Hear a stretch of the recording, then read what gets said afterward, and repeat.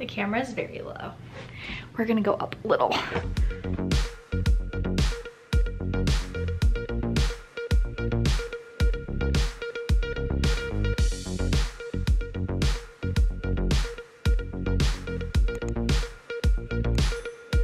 Hey guys, welcome back to my channel. If you're new here, I'm Megan. This is a long overdue video. I've been meaning to sit down and film this. I actually had these things written. I had this ready to go back in May, and life has just been so crazy. So by the time this is going up, it's probably going to be July, honestly. Not even going to be surprised. But I have 23 things in front of me that I have learned before the age of 23. I love these style of videos. They're like very reflective. Sometimes people pull in clips. I just think it's so cool, and it's something fun to look back on, like whether it's for content or just like creating for my own sort of selfish needs, like just wanting to like be able to look back on things that I've posted. I just want to quickly run down the 23 things that I have learned before the age of 23. So up first, I have that it is okay to fail. I faced a lot of failure back in 2020 and even the last few years. I obviously in college dropped out of nursing school. I really didn't want to be a quitter, but I realized that it was best for me not to go into a field like that, and that I really wanted to go into something that was going to be creative and fuel my passions. And I'm still kind of learning like what exactly that is. I had a couple businesses that failed. I think failure is good. With that comes growth, whether you can see it or not. Sometimes failures, it's just so hard to see past. You're like, oh, that was so bad. But second lesson that I've learned, it's never too late to pick up new skills. I'm still learning things every day in work and in life in general. I just think that it's a better attitude to have. Like the moment you stop learning, you stop growing. So skills and just like critical thinking and your beliefs, I mean, whatever it is, it's never too late to pick something up. Third is that the people you surround yourself with are never permanent. I think this could be taken really negatively, but I've had to learn in the last few years that their intentions aren't always great, and your circle is going to change, and that's okay. And they were placed in your life for a reason, whether it's to teach you something or to be there for you during a period of time. But if they come and go, then like that's perfectly fine. And I think that took me a really long time to come to terms with. Number 4, again, along with the growth and the failure, a job is just a job. Even if it is owning something or creating something, it is just a job. It is not your identity. It took me the longest time to not wrap my entire identity and self-worth into work. It's actually like, I've talked to like some family, I think it's like a cultural thing maybe, like just the emphasis and the way I grew up. Like I saw work was so important, and your job and just who you were and how you built your identity, but that's not work. It's just a job. At the end of the day, you can walk away, you can start something new, you'll be fine. Good thing I have these numbered because I would not know where I'm at. Number 5, ending something or closing a chapter on your own terms. I feel like closing that page in the book or closing that chapter and moving on to that next part of your life is a good thing, not a bad thing, and it should be exciting, not like something that makes you like anxious and worried. And I've had to learn that things end and close for a reason, and you leave the past in the past and you move forward. Number 6, setting boundaries can be really good, and you can do things on your own terms. I feel like this is in terms of career, in terms of family, in terms of life. It's just important to know you can set boundaries. Number 7 is a really hard one, but it's okay to cut people out of your life. And I've never really had to do this. I really had to kind of reevaluate my circle in the last few years, and I think I've done a pretty good job realizing like who can be in, who can be out, what kind of layers and surface level of friendship we have, whether it is just that surface level or if it's deeper or if it's just an acquaintance. Like really separating and like categorizing those things so you don't get hurt is important.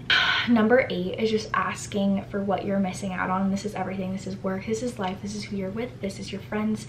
Like if you're looking for something and you're not getting it, like say something and figure out like how to work through that specific thing rather than just not being happy about it. Because if you never say anything, nothing's ever going to change in your life. But if you say things and start to put the ball in motion, I feel like the universe hears you and brings that back to you. I sound like such a hippie lately. I just feel like you put something into the universe and you receive that once you put that out there. I don't know who I am. that goes along with number 9. I feel like these are the same things, but I only have 23, so this better just count as its own. If you're not happy, change it. So maybe you're not asking for something, but in general, like, what are you not happy with in your life? Like, what's stopping you? And just wake up one day and change it. Like, put it in motion. If you're not happy with the things you're creating or the life you're living or the work you're doing and you're not feeling fulfilled, I feel like just change it. And then the issue's solved. Number 10, this has been really hard. Put yourself first in situations. Sometimes I'm like such a people pleaser. And I've had to learn that sometimes you have to put yourself first and not care about what other people think and not care about what other people want. Just in the scenario, like, put yourself first and know what you want and what you need, and everything else can fall into place behind it. 11 is health over money. I feel like you graduate high school and you go to college so that you can make more money, so you can do all these things. And I put myself in the hospital, like, working so hard a couple of times. Michael can contest to that.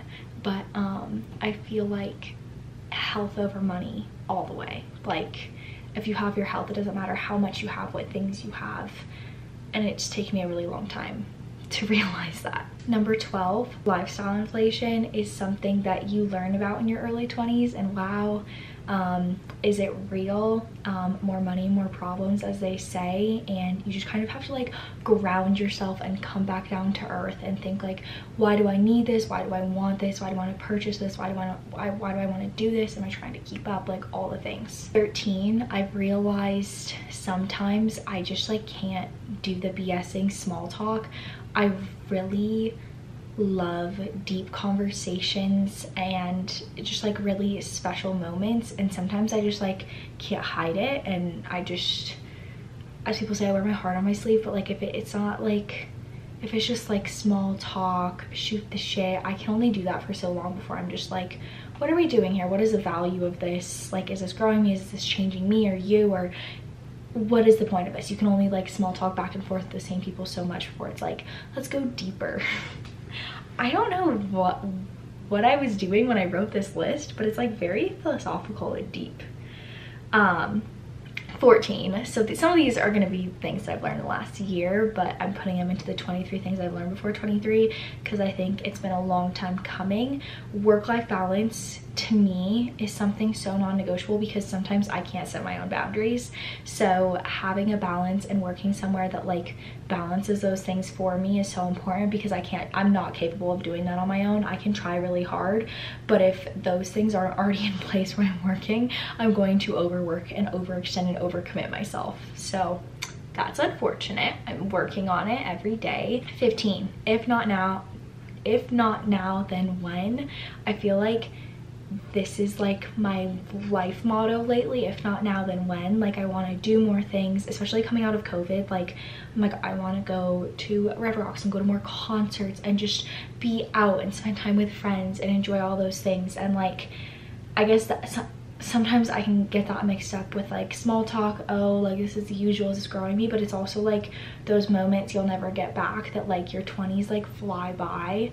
I'm realizing how valuable those are. Like, even if it is going out in Denver and it's like not, I don't know, like, you don't think like that's like fulfilling, like going out in Denver and like drinking and being with people and surrounded, but you just never know. Like, you can't recreate those moments. Like, even in a year or two, like, everything will be so different. 16, I make the stupidest purchases, and I know this, so now I've learned I cannot buy things past midnight. If I buy things past midnight, it is one, my alter ego. It's never that I'm drunk. I don't really make drunk purchases. It's like tired purchases.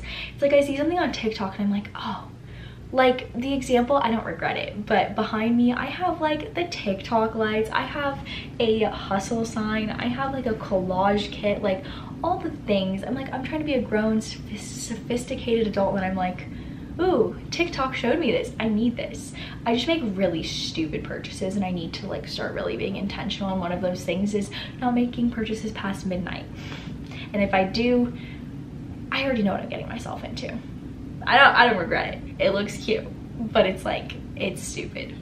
Also, I love this one. No idea is too crazy business-wise, like idea-wise. Like, if you want to do something, I feel like you should have to set your mind to it and like really commit. So like, I don't know, if you wanted to start YouTube tomorrow, like, you would just do it. You would just sit down. I feel like I watched videos growing up and I was like, well, I can do that. And it was weird for like so long, and now I'm like, I feel like this is an extension of me. Like, when would I ever stop? I like really thought I was gonna quit, and then I was like, I like doing this. I like creating and like formatting, and like it's a creative outlet. Like, it's a weird hobby, but it's a hobby I do. Also, like the craziest ideas also can pay off. Like, I launched swim. Even though I spent $500, I learned so much from that. I learned how to set up e-commerce. I learned how to register a business. All these things I would have never learned. I learned like how much you would need in product in order to market it, to make it worth it, because by the time I sold out a whole swimsuit, it was like, oh, 10 more people wanted it, and if I had quantities of 20, I could have made money.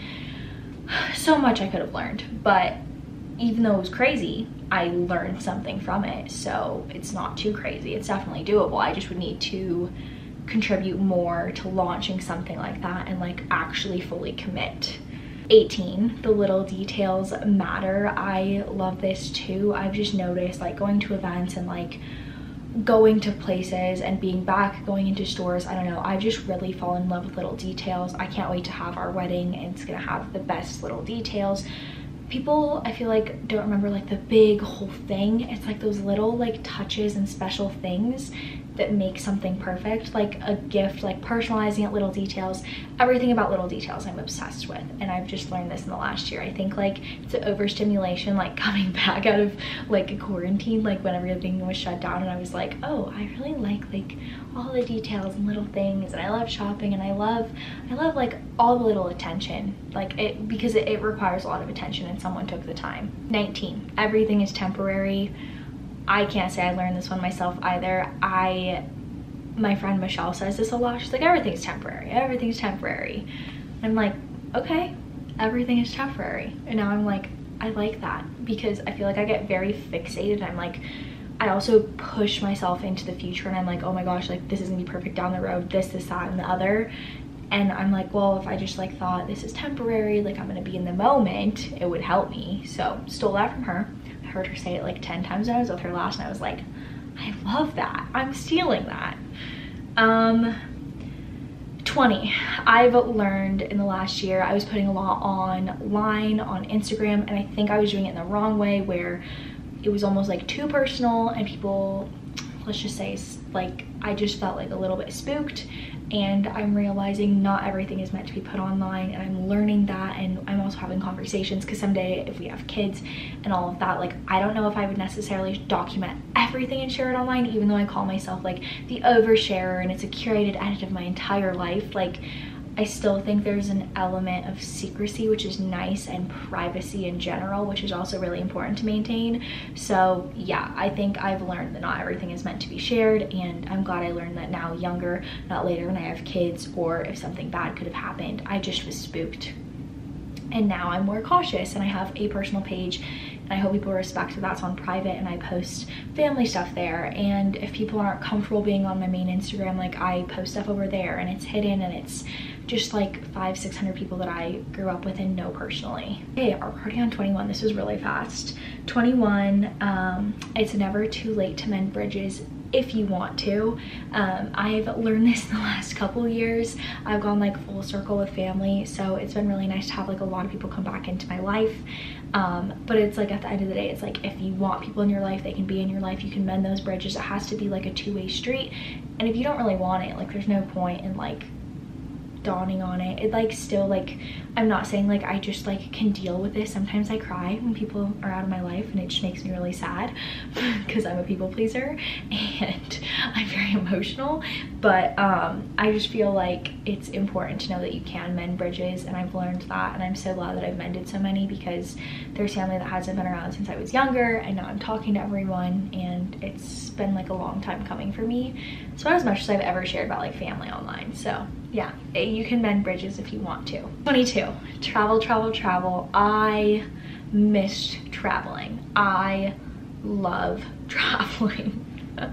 Which drives Michael crazy, because he does not like traveling. He doesn't like flying. I love flying. I want to hit A-list with Southwest. Like, I have missed the travel. Like, I love beaches. I love just going new places, eating food, like the whole experience. Like, I'm obsessed with it. So I took that for granted, and that's something I learned. is I should travel more and do more and say yes to more trips and more fun things. 23, this is my final one. Life is too short. I have, you know, had family have some health scares. I think, oh my gosh, what the heck, what if I don't do this? Like, life is flying by and I feel like it's too short. And like, however you want to spend your time, like, could you wake up tomorrow if you knew something was going to happen to you and like realize that you led like a great life and you're proud of it and you're excited and you did everything you wanted to? There's some things maybe that you left unfinished, but it was like, wow, I did a lot and I did all the things and I was a good person. Yeah, we got really philosophical with these 23 things I learned before 23. I want to start doing these every year. I loved watching Morgan Yates videos. That's who like inspired me to do this series, is because she posts these like every year, even though she posted it like late. I think she did like the 20 things I learned in 2020, but I wanted to do like a birthday related one because I feel like halfway through the year I realized a lot more. Like, January's weird. It's like this like fake false sense of goal setting, and there's so much growth for me, I feel like, at a time. I feel like birthdays, since it's middle of the year, is a better way to like round things out. But if you guys enjoyed this, please comment, like, and subscribe down below. Let me know what you want to see here next on my channel. I also, if you want to go over to the blog, it's megansedit.com. A lot of similar and also different content lives over there. But yeah, that is it for this video, and I will see y'all very soon. Bye.